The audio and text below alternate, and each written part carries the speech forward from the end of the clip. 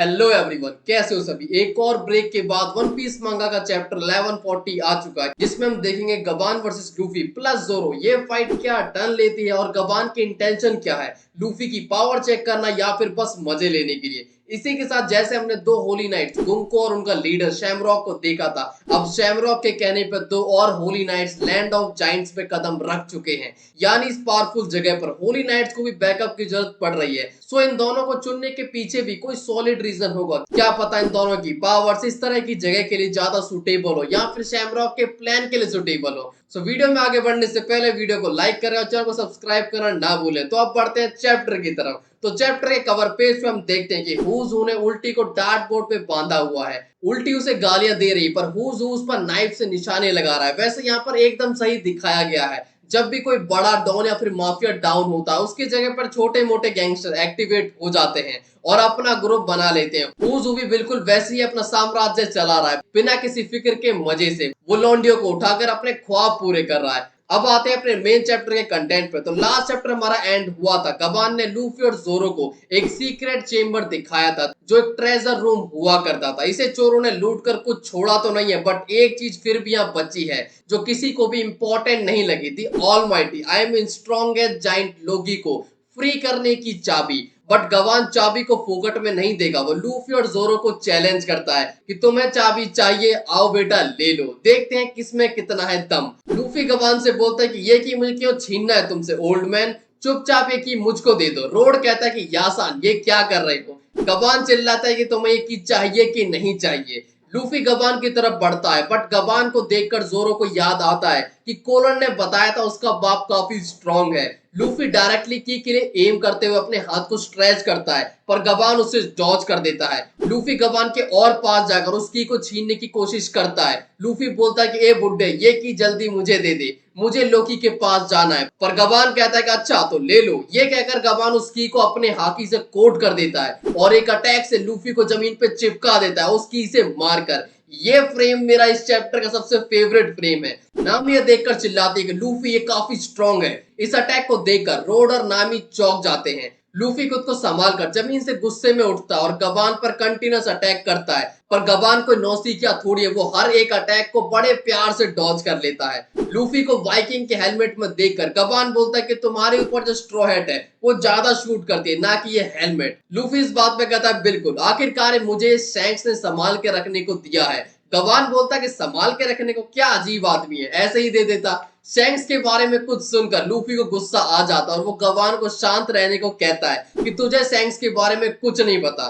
गबान कहता है कि हाँ बिल्कुल सही कहा, मुझे क्या ही पता होगा। पर गबान के दिमाग में यही चल रहा हो कि उस साले की चड्डियां मैंने धोई हैं। तभी गबान अचानक से की को लूफी के मुंह में दे देता है, ब्लो जॉब शॉट, और अपनी एक्सिस को बाहर निकालता है। जोरो एक्सिस को देखकर काफी चौंक जाता है और गबान लूफी पे अटैक करता है। जोरो लूफी से वहां से हटने को कहता है। लूफी खुद गबान की पावर को देखकर चौंक जाता है। गबान के इस पावरफुल अटैक को लूफी बेयरली डॉज कर लेता है, बट ये कासल के एक टावर को डिस्ट्रॉय कर देता है। जोरो को देखने के बाद गबान खुद से कहता है कि लूफी ने काफी अच्छा क्रू बनाया है। इस अटैक को देखकर नामी और रोड की फटके 7.5 हो जाती है, पर लूफी और जोरो फाइट के लिए काफी सीरियस हो जाते हैं। लूफी गियर 5 लेता और जोरो अपनी स्वॉर्ड को रेडी कर लेता है। उसकी स्वॉर्ड से ब्लैक लाइटिंग निकल रही है। लूफी जोरो से कहता है कि चलो पेलना शुरू करते हैं। गबान लूफी की गियर 5 फॉर्म को देखता है। लूफी और जोरो गबान पे अटैक करने ही वाले होते हैं, बट तभी गबान हार मान लेता और चाबी को दूर फेंक देता है। लूफी और जोरो अपने अटैक को मिड में ही रोक देते हैं। गबान की यह हरकत देखकर लूफी और जोरो को काफी गुस्सा आता है। जोरो चिल्लाता है कि ए बुड्ढे, क्या तुम मजाक कर रहा है। गबान कहता है कि चल यार, मैं तो मजाक कर रहा था। लूफी कहता है कि अभी अभी तुमने हमें मारने की कोशिश करी, क्या वो भी मजाक था। गबान उन दोनों से कहता है कि ये की अब तुम्हारी है। और इसके बाद रोड गबान की सच्चाई लूफी और जोरो को बताने वाला होता है कि गबान उसे रोक देता और कहता है कि अगर ये आइलैंड सेफ रहा और तुम यहाँ से निकलते हो तो मुझसे मिलकर जाना। जोरो कहता है कि हाँ अब हम यही तो करेंगे। लूफी भी उसकी हाँ में हाँ मिलाता है। गबान कासा से स्माइल करता हुआ निकल जाता है और हम एक छोटा सा फ्लैशबैक देखते हैं, जिसमें गबान शैंक्स से कह रहा है कि तुम चाहते हो कि मैं उस छोटे से बच्चे पे ट्रस्ट कर लूं, शैंक्स हंसते हुए कहते हैं कि गवान सान आपको जो कुछ अच्छा लगे आप वो कर सकते हो। और यहाँ पर सीन चेंज हो जाता है और हम देखते हैं वॉलरस अकेडमी को। सभी जाइंट बच्चे आसमान में उड़ते हुए अजीब से बर्ड को देखकर शोर मचा रहे हैं और ये वही बर्ड है जिसपे गुंको और शैमरॉक है। गुंको बच्चों के शोर को सुनती है और कहते हैं कि हाँ यहाँ पे स्कूल भी है, अच्छा है हमारा काम यहाँ पे आसान होएगा, क्योंकि इनका गोल है बच्चों को यूज करके बड़े जाइंट्स को अपनी उंगलियों पे नचाना। और यहाँ पर गुंको दो और होली नाइट को समन करती है।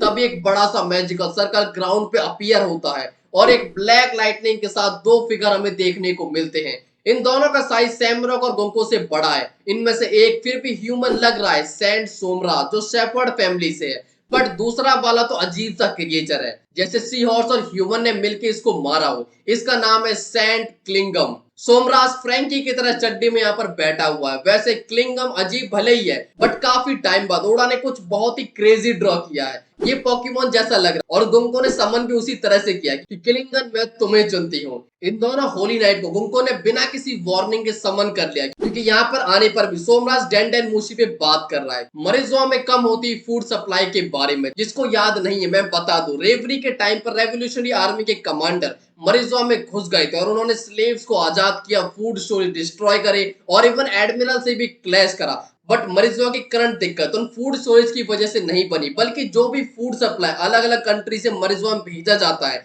रेवोल्यूशनरी आर्मी उन सभी को रोक रही है, लूट रही है, जिससे मरीजों में फूड सप्लाई काफी कम हो गई है। अब आते हैं प्रेजेंट में। सोमाज को लग रहा है कि वो अभी भी अपने घर में है। सोमाज कहता है कि मुझे काफी कुछ करना है, जैसे कि कपड़े पहनने हैं। क्लिंगम भी अपने काम में बिजी था, उसे पता नहीं कि उसे जाना कहां पर है। पर तभी ये दोनों रियलाइज करते हैं गुंको और शैमरॉक उसके सामने है। सोमराज बोलता है, अरे गुंको तू मेरे घर में क्या कर रही है, और शैमरॉक को भी यहाँ पर लेके आई हो। पर जल्दी उन्हें रियलाइज हो जाता है कि ये जगह एल्बाफ है। दोनों की सिट्टी पिट्टी गुल हो जाती है। सोमास कहता है कि मुझे ऐसी कंडीशन में समन कर लिया और तुमने हम दोनों को समन क्यों किया, मैं तो अकेला काफी रहता इन्हें संभालने को। क्लिंगन शैमरॉक से कहता है कि हम आपको लेने आए हैं और ये हाई रैंकिंग्स का ऑर्डर है। सोमास कपड़े पहनते हुए बोलता है कि मरीज वो एक क्रिटिकल फेज से गुजर रहा है। लास्ट रेवरी के बाद से सिचुएशन काफी बदल चुकी है। मरीजवा को आपकी जरूरत है शैमरॉक। पर अभी मिशन की बात करते हैं। हम ऐसी कंट्री में क्या कर रहे हैं जो वर्ल्ड गवर्नमेंट से रिकॉग्नाइज्ड भी नहीं है। पर शैमरॉक का मिशन कुछ और है, वो उन्हें बताता है। और इसको सुनने के बाद सोमास कहता है कि मैं समझ गया, हम इन बच्चों को किडनैप करके होली लैंड ले जाएंगे, पर इतने सारे बच्चों को ऐसे यहाँ से ले जाना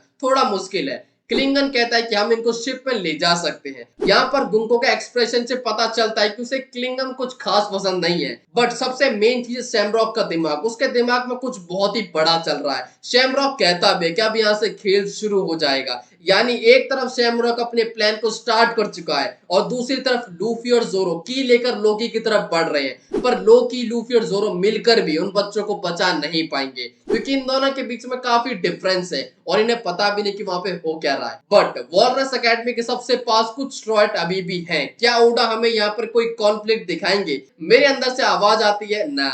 मुझे पर्सनली एक और रेड देखनी है, छोटी सी सही बट देखनी तो है। बट मरीजों पर इतनी जल्दी चढ़ाई कर देना ये थोड़ा ज्यादा हो जाएगा। लेट्स सी नेक्स्ट चैप्टर में क्या होता है। सो इस वीडियो को यहीं पे खत्म करते हैं। तुम्हें चैप्टर कैसा लगा कमेंट से बताना, और तुम्हारा फेवरेट पोर्शन क्या था? मेरा तो वो चाबी वाला था। So that's all from my side. मिलते हैं जल्दी नेक्स्ट वीडियो के साथ। तब तक के लिए वीडियो को लाइक करें, हमारी और वीडियो को देखें और चैनल को सब्सक्राइब करना ना भूलें। सो बाय बाय।